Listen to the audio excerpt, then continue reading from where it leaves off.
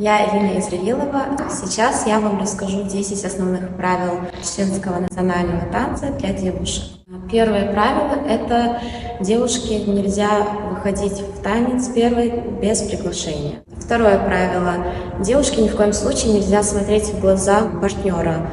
Взгляд должен быть опущен и голова немножко приподнята. Третье правило – девушке во время танца нельзя поднимать руки выше плеч. Четвертое правило. Девушка всегда должна танцевать в зоне видимости партнера, то есть она не может танцевать за спиной у партнера. Пятое правило. Ни в коем случае нельзя танцевать без обуви. Шестое правило. Девушки не могут танцевать без платка. Седьмое правило. Во время танца девушке нельзя разговаривать, смеяться и проявлять лишние эмоции.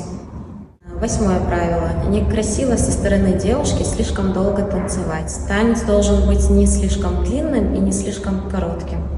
Девятое правило. Девушка всегда должна заканчивать танец первой. Десятое правило. При завершении танца девушка аккуратно становится на свое место, без лишних движений, таких как хлопки или поклоны.